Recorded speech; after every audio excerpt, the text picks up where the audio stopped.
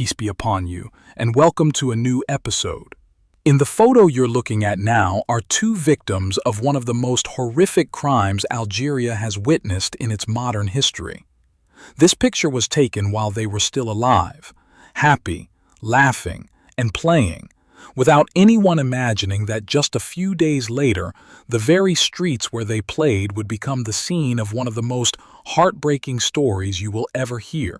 What you're about to hear is not fiction or exaggeration. Every detail actually happened in the city of Constantine, eastern Algeria, in 2013. It was a case that shook the entire country from beginning to end, so much so that an entire city came to a standstill for a day because two innocent boys from ordinary families became victims of unimaginable brutality. We'll begin at the moment the truth was finally uncovered.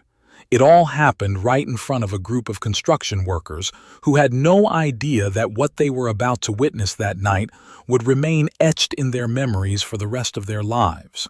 It was the night of Tuesday, March 12th, in an area beside a building that was still under construction in the new district of Ali Mendjeli, a newly developed city in Constantine province.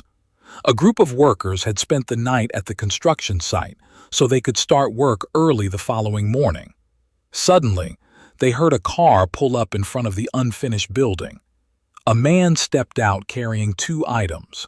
He placed them near the entrance of the construction site, quickly turned around, got back into his car, and drove away within seconds as if he were in a hurry to disappear. At first, the workers paid little attention. They assumed someone had simply dumped some trash or unwanted belongings. But one of them felt something wasn't right. Whatever had been left there didn't look like ordinary garbage. There was a green suitcase, and beside it, a plastic bag. They decided to walk over and see what was inside. That was the moment the real nightmare began. When they opened the green suitcase, they found a black garbage bag inside. Inside that bag was a body, but not in any normal condition. The body had been dismembered, and the head had been completely separated from the torso. The shock alone was enough to leave anyone frozen, but the horror didn't end there. When they checked the plastic bag beside it, they found clothes and another body in exactly the same condition. Within minutes, the news spread throughout the neighborhood. Screams echoed from every direction as residents rushed toward the scene, unable to believe what they were seeing. Some instinctively stepped back in horror, while others stood completely motionless, paralyzed by shock. The people who gathered there were the very same neighbors who had spent the previous 5 days desperately searching for two missing boys, Haroun Hachiche, 10 years old, and Ibrahim Boudayra, 9 years old. They were the neighborhood's children, loved by everyone. People saw them playing outside their homes every day. They heard their laughter through open windows. Now those same neighbors stood in front of two mutilated bodies, their hearts telling them these could be the boys they had been searching for.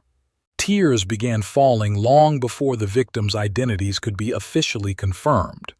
What made it even more devastating was that the place where the bodies had been abandoned was only about 500 meters from Haroun's and Ibrahim's homes.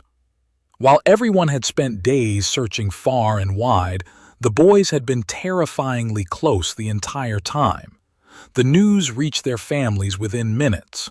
Haroun's parents and Ibrahim's parents rushed to the scene as security forces quickly established a perimeter to keep the growing crowd away from the crime scene. Many neighbors would later say they would never forget the sound of the mother's screams in that moment for as long as they lived. Before we continue, let's go back a few days to understand how this tragedy began and how Haroun and Ibrahim went from playing outside their homes to becoming the victims of one of the most brutal crimes in modern Algerian history. Haroun was an exceptionally polite boy, loved by everyone who knew him. He was a dedicated student and regularly attended the mosque near his home to memorize the Quran. By the age of 10, he had already memorized 6 hizbs out of the Quran's 60 sections, and he was planning to participate in a Quran recitation competition during Ramadan in 2013.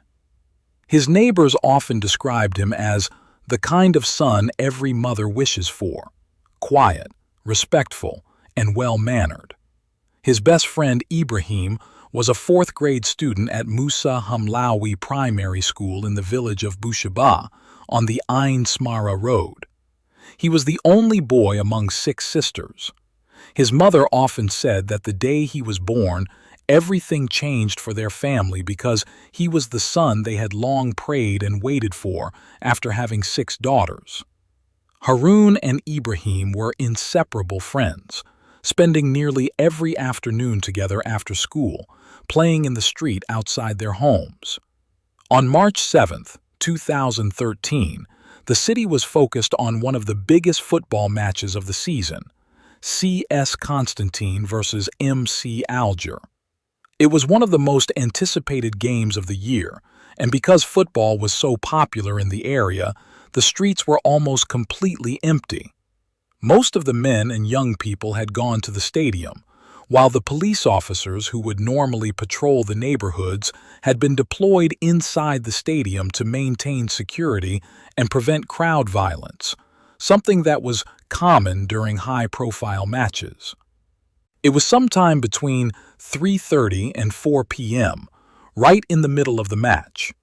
Haroun and Ibrahim were outside playing in the street with their friends and a small puppy they had found in the neighborhood. Another young boy was playing with them as well. At that very moment, a man unfamiliar to the neighborhood approached them and asked for directions to a certain place. The boys pointed him in the right direction. Instead of leaving, however, the man continued talking to them as he walked beside them, gradually leading them farther away from the rest of the children. In a friendly tone, he asked if they could simply walk with him to show him the way, promising they could return to their game afterward. Without sensing any danger, Haroun and Ibrahim calmly went with him. Their third friend remained behind, still playing in the street, but something about the situation didn't feel right. In those days, there had been growing concern about reports of child abductions in the area, and parents constantly warned their children never to go anywhere with strangers. The boy waited for a while, but when Haroun and Ibrahim still hadn't returned, he decided to go to their homes and tell their mothers. Most of the fathers were still at the football match. The moment he told the mothers that Haroun and Ibrahim had walked away with a strange man and hadn't come back, panic immediately set in. They rushed into the streets, searching everywhere they could think of, while frantically calling their husbands and telling them to leave the match and come home immediately. The fathers returned in disbelief, many of them still wearing the clothes they had worn to the football match. Some were even clutching their team's flags as they ran through the streets, searching for their sons instead of celebrating the game's result. The search quickly expanded. Young men from the neighborhood split into groups, with each group covering a different part of the city. Meanwhile, the mothers stood outside their homes, praying and crying, hoping their children would somehow return. By around 6 p.m., the families officially reported Haroun and Ibrahim missing. The police responded immediately. They interviewed the boy's friend who had been playing with them earlier. He explained that he hadn't been able to clearly see the stranger's face, but he confirmed that the man had asked for directions and that Haroun and Ibrahim had willingly walked away with him, showing no signs of fear or resistance. Police then deployed trained tracking dogs to search for any trace of the boys. The dogs followed their scent through the streets near their homes until they suddenly stopped at a specific point in the middle of the road. They refused to continue. Investigators concluded that the boys had likely walked to that location before getting into a vehicle, which carried them away. That realization immediately raised the level of concern among investigators, because it suggested this was not simply a case of 2 children getting lost. Police also located an eyewitness who had been in the area at the time. The witness confirmed seeing Haroun and Ibrahim get into a car at that exact location. At the time, however, nothing had seemed suspicious. The boys were not screaming, struggling, or showing any signs of fear, so the scene appeared completely normal. News of the disappearance spread across Constantine like wildfire. The case became the main topic of conversation in every household. People began speaking directly to the kidnappers through television, radio, and social media, pleading with them to release Haroun and Ibrahim safely. Many said they were willing to pay any amount of money if it meant bringing the boys home alive. 5 long days passed while the search continued. Families searched every possible place, and investigators pursued every lead they could find, until the night of March 12th, when the horrifying truth we described at the beginning finally came to light. After the forensic report was completed, investigators confirmed that Haroun and Ibrahim had been repeatedly sexually assaulted before they were ultimately strangled to death. The findings devastated the entire city and broke the hearts of countless parents. Perhaps the most disturbing detail of all was that, after abandoning the bodies and driving away, as we mentioned earlier, one of the perpetrators actually returned later and joined the crowds searching for the missing boys. He pretended to be just another worried resident, moving among the volunteers as if he shared their grief. His involvement was uncovered by pure coincidence. A woman who worked at the same construction site where the bodies had been discovered had casually recorded a video of the crowds gathered around the crime scene. By chance, the footage clearly captured the very same man the workers had seen dumping the green suitcase from his car. She immediately handed the video over to the police, and that single piece of footage gave investigators an entirely new lead to pursue.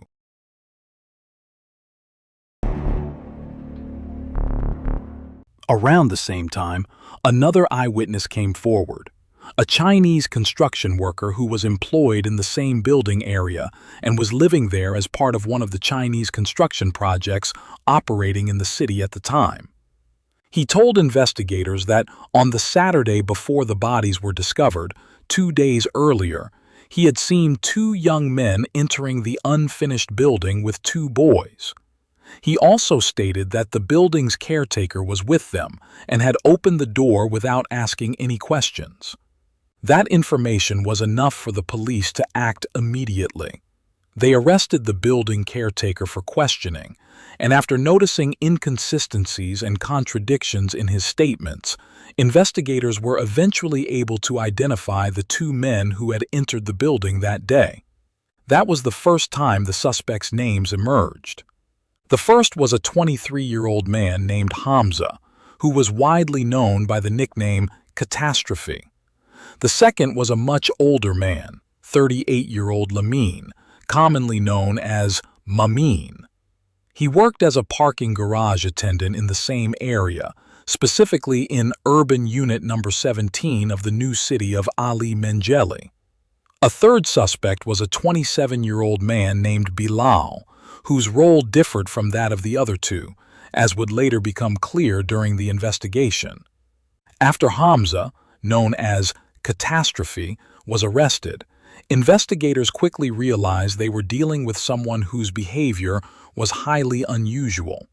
Throughout the interrogation, he constantly changed his story. At times, he confessed to everything, only to completely deny it later, acting as though he had never admitted anything at all. Because of this, investigators decided to record every one of his confessions on video at each stage of the investigation. Their goal was to ensure that if he later tried to retract or deny his statements, they could confront him with footage of his own words recorded on camera. When police questioned Hamza's parents, they revealed that he had been released from prison only a short time before the crime. They also confirmed that he had a criminal record and had previously served time for burglarizing a mosque and a pharmacy. What puzzled investigators even more was that only a few days after his release from prison, Hamza had purchased an expensive Peugeot 207 and rented an apartment for himself in urban unit number 17. He had moved into the apartment in August 2012, several months before the murders, yet no one could explain where he had obtained the money to pay for the car and the apartment. As the investigation continued, police uncovered the nature of the unusual relationship between Hamza and Lamine. According to investigators, it was a relationship that some neighbors were aware of, although few were willing to discuss it openly. Lamine, the older man, worked as a parking garage attendant and was also known in the area for dealing drugs.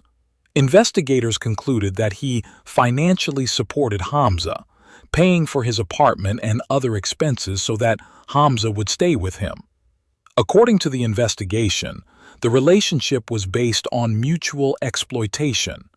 Lamine allegedly took advantage of Hamza's young age and his financial difficulties after leaving prison, while Hamza benefited from having someone provide him with housing, money, and a car without needing stable employment. Investigators further concluded that the relationship had become increasingly strained in the months leading up to the crime. They believed Lamine had begun distancing himself, visiting the apartment less frequently than before. According to Hamza's confession, in an attempt to keep the relationship alive and continue receiving financial support, he proposed an appalling plan. He would bring Lamine victims whom he could sexually assault. Investigators stated that Lamine agreed to the proposal, and the two men then began planning the crime. They deliberately chose the day of the football match, March 7, 2013, because they knew the streets would be nearly empty of men and young people, while most of the police officers would be deployed inside the stadium for security. Since Hamza was unfamiliar to the neighborhood and unlikely to attract suspicion, he was the one assigned to lure Haroun and Ibrahim. According to the investigation, his choice of the two boys was not random. He had noticed them on previous occasions playing outside with their friends and the small puppy they were often seen with.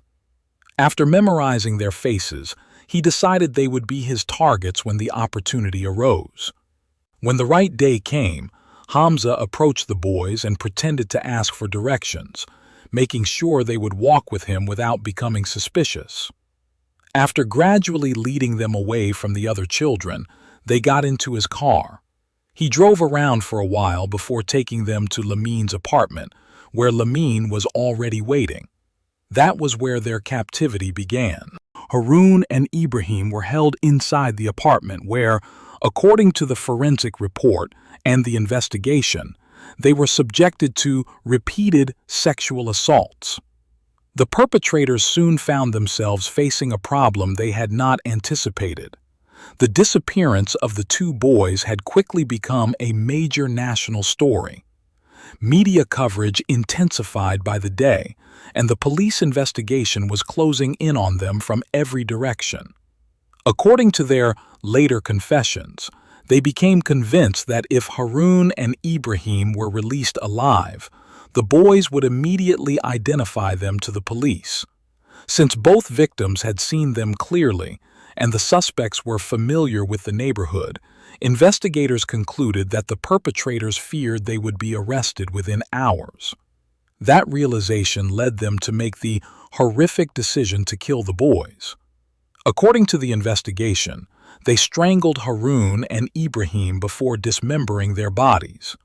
The remains were then placed into two separate containers, a green suitcase and a plastic bag. They drove around with them for some time before returning and abandoning them outside the unfinished building, only a short distance from the place where the boys had spent their final days. What they failed to anticipate was that the entire city had been on high alert from the very first day of the disappearance, meaning that even the smallest unusual detail would attract attention. That is exactly what happened. The construction workers who witnessed someone dumping the green suitcase on the night the bodies were discovered, the Chinese worker who reported seeing the suspects enter the building with the two boys 2 days earlier, and the woman whose random video recording captured Hamza standing among the grieving crowds. All of those seemingly unrelated details came together to form the complete picture that ultimately led investigators to identify all 3 suspects.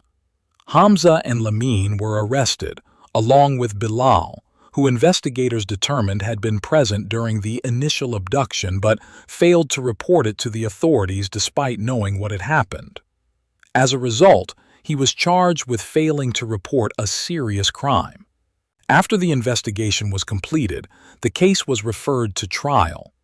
The proceedings began on July 21, 2013, before the criminal court of the Constantine Court of Justice. The trial lasted approximately 10 consecutive hours. During that time, the court heard testimony from the defendants, witnesses, and lawyers before the judges retired to deliberate. Throughout the hearing, Hamza remained unusually calm. He repeatedly attempted to deny the charges against him, despite the prosecution's evidence and the forensic reports, which investigators said overwhelmingly implicated him. The courtroom was filled to capacity.